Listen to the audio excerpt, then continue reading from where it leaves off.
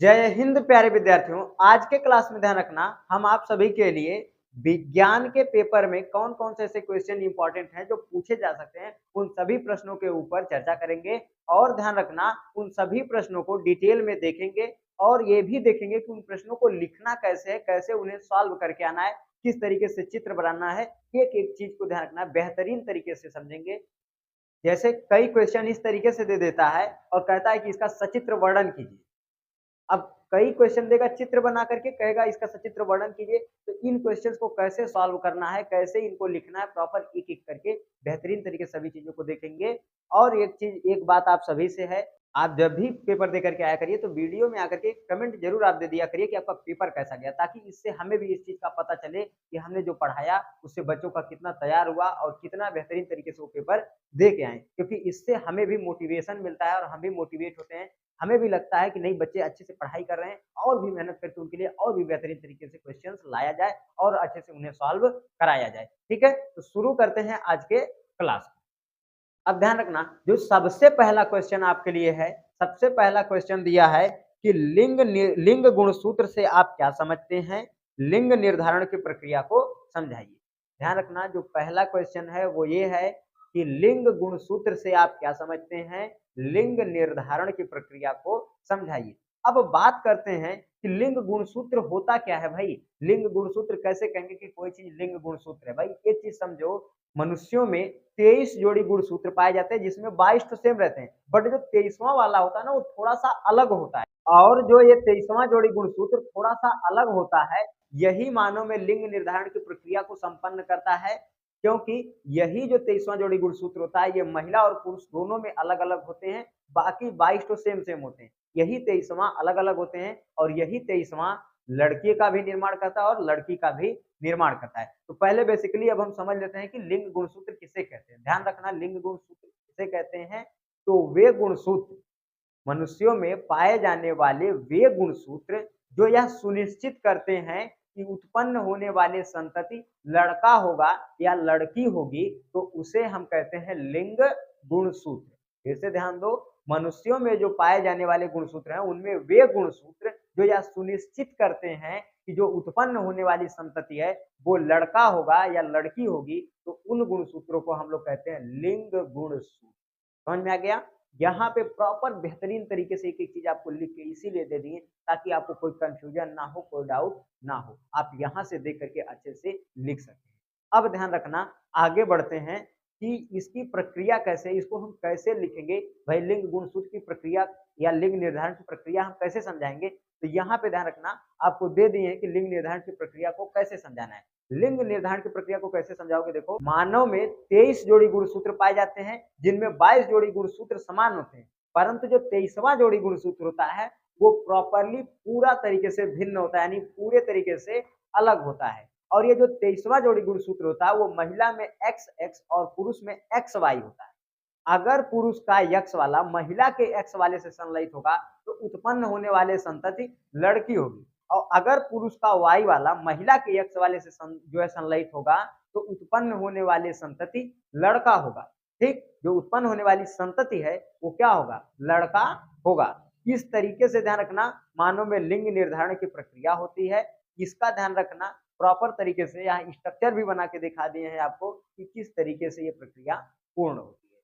ठीक, अब हम बढ़ते हैं अपने अगले क्वेश्चन के तरफ। अगला क्वेश्चन हमारा कह रहा है कि उत्पादक तथा उपभोक्ता में 4 अंतर लिखें। ठीक, उत्पादक तथा उपभोक्ता में 4 अंतर लिखना है। अब देखो एक एक करके सभी अंतरों को हम देख लेते हैं।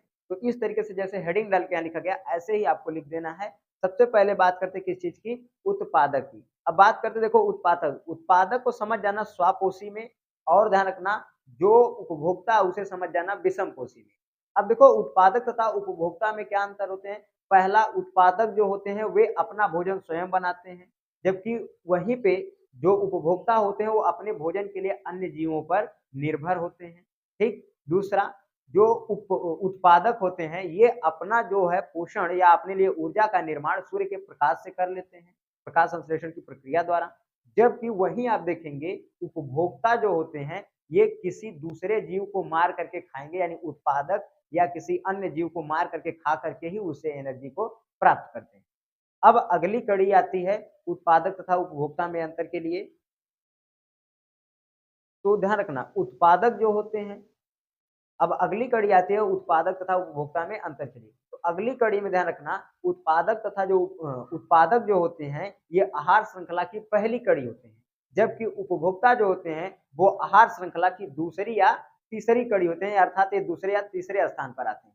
ठीक, अब अगले पे बात करते हैं। तो ध्यान रखना जो उत्पादक होते हैं इनमें पेड़ पौधे शैवाल या बैक्टीरिया इत्यादि चीजें आती हैं। उसी जगह पे आप देखेंगे तो जो उपभोक्ता होते हैं इसमें मनुष्य, गाय, भैंस, शेर, बाघ ये सब जितने जानवर आते हैं ये सब आते हैं। तो इस तरीके से आपको इस क्वेश्चन को सॉल्व करना है।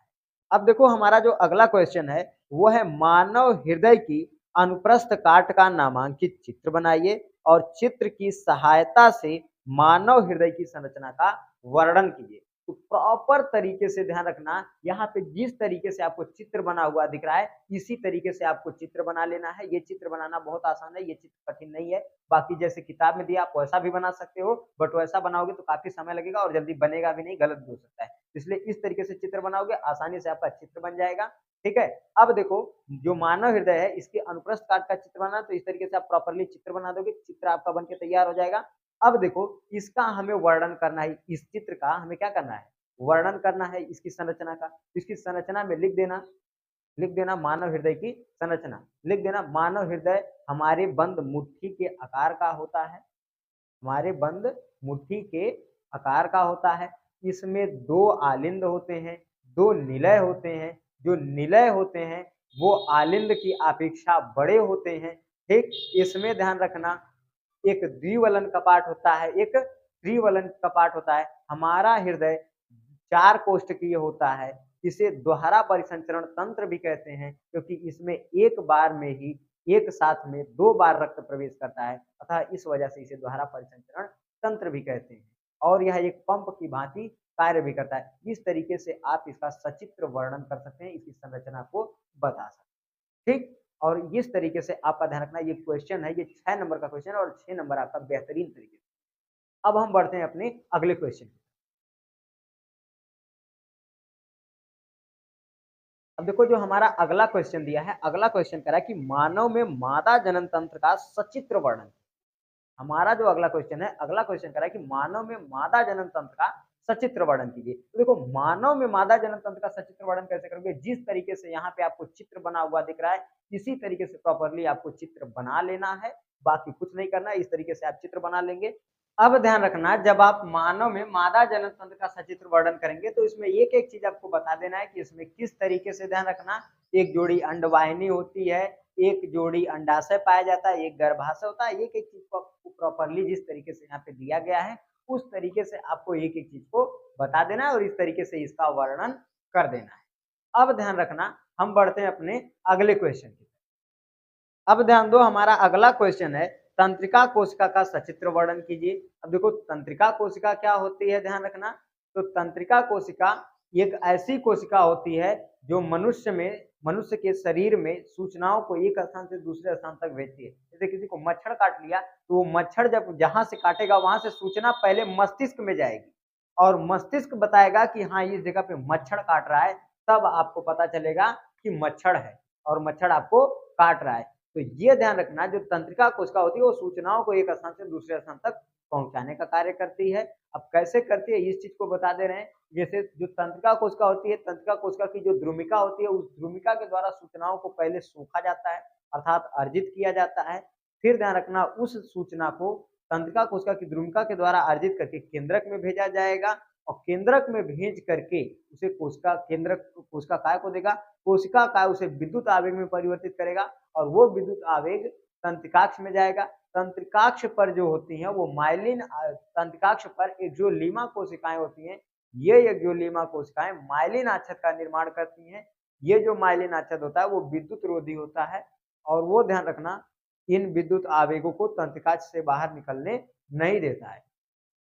इसके बाद ध्यान रखना सूचना तंत्रिका कोशिका की के लास्ट भाग में पहुंचती है। इसके बाद वहां से यह सिनेप्स क्षेत्र में प्रवेश करती है सिनेप्स क्षेत्र में न्यूरोट्रांसमीटर भरे होते हैं जो सूचनाओं को तंत्रिका को अगली तंत्रिका कोशिका की द्रुमिका को दे देते हैं। इस तरीके से प्रक्रिया चलती रहती है और ये प्रक्रिया तब तक चलती रहती है जब तक सूचना प्रभावी ढंग से हमारे मस्तिष्क तक न पहुंच जाए। ये एक चीज ध्यान रखना, कैसे लिखना है प्रॉपरली, आपको बेहतरीन तरीके से यहाँ पर लिख करके दे दिए और इसी तरीके से आपको तैयार करके जाना है और पेपर में लिख के चले जाना है। अब ध्यान रखना, अगला क्वेश्चन हमारा है कि निम्नलिखित पर संक्षिप्त टिप्पणी लिखिए। अब देखो निम्नलिखित पे संक्षिप्त टिप्पणी कैसे लिखना है, जैसे दिया पुनरुद्भवन, तो पुनरुद्भवन की प्रक्रिया ध्यान रखना क्या होती है, वह प्रक्रिया पुनरुद्भवन की ध्यान रखना कैसे होता है, पुनरुद्भवन या पुनर्जनन दो तरीके से पूछ सकता है। तो पुनरुद्भवन या पुनर्जनन क्या होता है कि जिसमें हम किसी जीव को कई टुकड़ों में काट दिया जाए। जब हम किसी जीव को कई टुकड़ों में काट दें और उसका हर टुकड़ा विकसित होकर के नए जीव का निर्माण करता है, तो उस प्रक्रिया को हम लोग क्या कहते हैं, पुनरुद्भवन या पुनर्जनन के नाम से जानते हैं। अब ध्यान रखना, जो दूसरा टॉपिक है जिसके ऊपर हमें संक्षिप्त टिप्पणी लिखनी है उसका नाम है मुकुलन। अब मुकुलन क्या होता है ध्यान रखना, जैसे कई बहुकोशिकीय जीव ऐसे होते हैं जिनके शरीर पर अंकुर के समान पहले धीरे धीरे छोटी छोटी संरचनाएं विकसित होती है। यह संरचना विकसित होकर के एकदम बहुत बड़ी हो जाती है और फिर ध्यान रखना ये जो संरचना होती है ये जीव टूट करके जनक कोशिका से अलग हो जाते हैं। जो जनक जीव होता है जिसके शरीर पर विकसित होता है उससे टूट करके अलग हो जाता है, उससे टूट करके क्या हो जाता है, अलग हो जाता है और एक नए जीव का निर्माण कर लेता है। तो इस प्रक्रिया को हम लोग मुकुलन कहते हैं। और इसके बाद लास्ट आपका ध्यान रखना जिसके ऊपर संक्षिप्त टिप्पणी लिखने के लिए दिया है वो है कायिक जनन या कायिक प्रवर्धन। अब देखो ध्यान से, कायिक जनन या कायिक प्रवर्धन क्या होता है कि जब किसी पौधे के जड़, तना, पत्ती या कायिक भाग जो होते हैं उन वे विकसित होकर के नए जीव का निर्माण करते हैं, तो उसे हम लोग क्या कहते हैं, कायिक जनन या कायिक प्रवर्धन के नाम से जानते हैं। अब ध्यान रखना, इसके बाद जो हमारा अगला क्वेश्चन है वो केमिस्ट्री से है और ये कह रहा है कि निम्नलिखित अभिक्रिया पर संक्षिप्त टिप्पणी लिखिए। क्योंकि केमिस्ट्री के भी पेपर इंपॉर्टेंट हैं जिनको तैयार कर ले जाएंगे तो बढ़िया है। तो ध्यान रखना, कह रहा है कि निम्नलिखित पर संक्षिप्त टिप्पणी लिखिए। अब किसके किसके ऊपर आपको संक्षिप्त टिप्पणी लिखना है देख लेते हैं। जैसे पहला दिया द्विविस्थापन। द्विविस्थापन अभिक्रिया किसे कहते हैं, वह अभिक्रिया जिसमें दोनों ही यौगिक अपने आयनों का आदान प्रदान करते हैं उसे द्विविस्थापन अभिक्रिया कहते हैं। जैसे समझ लो आप दुकान पे गए कुरकुरा खरीदने के लिए, तो आप दुकानदार को एक हाथ से पैसा दोगे, दुकानदार दूसरे हाथ से आपको कुरकुरा देगा। मतलब समझो दोनों लोग यहाँ पे आदान प्रदान कर रहे हो, आप उसको पैसा दे रहे हो, वो आपको कुरकुरा दे रहा है, तो दोनों लोग अपने अपने सामानों का आदान प्रदान कर रहे हो। तो समझ जाओ कि जहाँ पे दो यौगिक हों और दोनों ही यौगिक अपने अपने आयनों का आदान प्रदान करते हैं वहां पे द्विविस्थापन अभिक्रिया होती है। प्रॉपरली आपको यहाँ पे लिख के इसीलिए दे दी है। अब देखो कह रहा है उदासीनीकरण अभिक्रिया। अब देखो उदासीनीकरण अभिक्रिया क्या होती है, वह अभिक्रिया जिसमें अम्ल और क्षार दोनों एक साथ मिल करके, वह अभिक्रिया जिसमें अम्ल और क्षार परस्पर मिल करके लवण तथा जल का निर्माण करते हैं, उस अभिक्रिया को हम उदासीनीकरण अभिक्रिया के नाम से जानते हैं या उस अभिक्रिया को उदासीनीकरण अभिक्रिया कहते हैं। अब ध्यान रखना, लास्ट जो अभिक्रिया है वो दिया है योगात्मक अभिक्रिया। योगात्मक अभिक्रिया के ऊपर आप संक्षिप्त टिप्पणी कैसे लिखेंगे, तो ध्यान रखना योगात्मक अभिक्रिया और संयोजन अभिक्रिया दोनों का मतलब एक ही होता है। तो आप लिख सकते हैं इस अभिक्रिया को संयोजन अभिक्रिया के नाम से भी जानते हैं। वह अभिक्रिया जिसमें दो या दो से अधिक तत्व मिल करके एक यौगिक का निर्माण करते हैं उसे हम लोग कहते हैं योगात्मक अभिक्रिया। ठीक, तो इस तरीके से आप क्या कर सकते हैं, इसको पूर्ण तरीके से लिख सकते हैं और पूर्ण तरीके से संक्षिप्त टिप्पणी लिखेंगे, आपका बेहतरीन तरीके से एक एक चीज तैयार। अब बढ़ते हैं हम अपने अगले क्वेश्चन की। क्वेश्चन हमारा कह रहा है कि कार्बन की संयोजकता पर संक्षिप्त टिप्पणी लिखिए। अब देखो कार्बन की संयोजकता क्या होती है कि कार्बन के बाहरी कोश में जो इलेक्ट्रॉन उपस्थित होते हैं वही उसकी संयोजकता होती है। अब जो कार्बन के संयोजी इलेक्ट्रॉन होते हैं, ये संयोजी इलेक्ट्रॉन ध्यान रखना, कार्बन ना तो इनको दान कर पाता है ना तो नए इलेक्ट्रॉन को लाके ग्रहण कर पाता है कि उसका अष्टक पूर्ण हो सके। तो वो क्या करता है, अपने इन्हीं संयोजी इलेक्ट्रॉनों की सहायता से सहसंयोजी आबंध बनाता है और सहसंयोजी आबंध बना करके अपने अष्टक को पूर्ण करता है। किस तरीके से आप इसके ऊपर टिप्पणी लिखेंगे यहाँ लिख करके प्रॉपरली हम आपको दे दिए। अब हम बढ़ते हैं अपने अगले क्वेश्चन की तरफ। अगला क्वेश्चन हमारा दिया है मिश्र धातु किसे कहते हैं, कॉपर की दो प्रमुख मिश्र धातुओं के नाम व उपयोग लिखिए। अब देखो मिश्र धातु क्या होती है, तो मिश्र धातु जब दो या दो से अधिक धातुओं को एक साथ मिला करके कोई एक नई धातु का निर्माण किया जाता है तो उसे हम कहते हैं मिश्र धातु। अब जो मिश्र धातुएं हैं कॉपर की, उनको प्रॉपर्ली यहाँ पे हम आपको दे रखे हैं, इस तरीके से आप इसे लिख सकते हैं। हम आपको प्रॉपर्ली यहाँ पे लिख करके दिए। अब ध्यान रखना, हम बढ़ते हैं अपने लास्ट क्वेश्चन की तरफ। लास्ट क्वेश्चन ध्यान रखना हमारा क्या कर रहा है, लास्ट क्वेश्चन हमारा कर रहा है कि विद्युत रासायनिक श्रेणी को स्पष्ट कीजिए और इसके 2 अनुप्रयोग लिखिए। अब देखो विद्युत रासायनिक श्रेणी क्या होती है, तो वह श्रेणी जिसमें तत्वों को उनकी क्रियाशीलता के आधार पर रखा जाता है उसे विद्युत रासायनिक श्रेणी कहते हैं। फिर से समझ लो, वह रासायनिक श्रेणी जिसमें विभिन्न तत्वों को उनकी क्रियाशीलता के आधार पर रखा जाता है उसे विद्युत रासायनिक श्रेणी कहते हैं। ठीक, उसे विद्युत रासायनिक श्रेणी कहते हैं।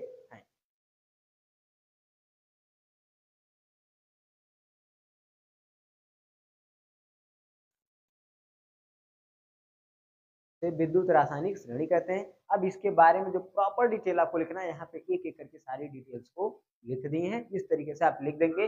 आपका ध्यान रखना, ये सभी क्वेश्चंस 6 नंबर वाले क्वेश्चन है, तो जितना अच्छे से हो सके उतना अच्छे से आप इन्हें तैयार कर लीजिएगा ताकि आपका पेपर गड़बड़ाए नहीं। ठीक है, बाकी अब इस तरीके से आप तैयार कर लीजिएगा, आपका पेपर बेहतरीन तरीके से तैयार हो जाएगा और अच्छे तरीके से आपका पेपर जाएगा। बाकी ये काम आपके जिम्मे ये है कि आप पेपर दे के आएंगे तो आप वीडियो के कमेंट सेक्शन में आकर के ये जरूर बात बताएंगे कि भाई आपका पेपर कैसा गया, ताकि उसी हिसाब से हम अगले पेपर के आपकी प्रॉपरली तैयारी करवा सकें। और ध्यान रखना, जिस हिसाब से क्वेश्चंस मैच किए, कितने मैच खाए कितने नहीं खाए, इस चीज की जानकारी मिलेगी तो उसी हिसाब से हम आगे के क्वेश्चंस की रणनीति बनाएंगे और उसी हिसाब से हम आपको एक एक क्वेश्चन को सॉल्व करवाएंगे। तो आशा करते हैं कि आज की क्लास में जितनी भी चीजें आपको समझाए होंगे आपको अच्छे से समझ में आई होंगी। मिलेंगे नेक्स्ट वीडियो में। जय हिंद।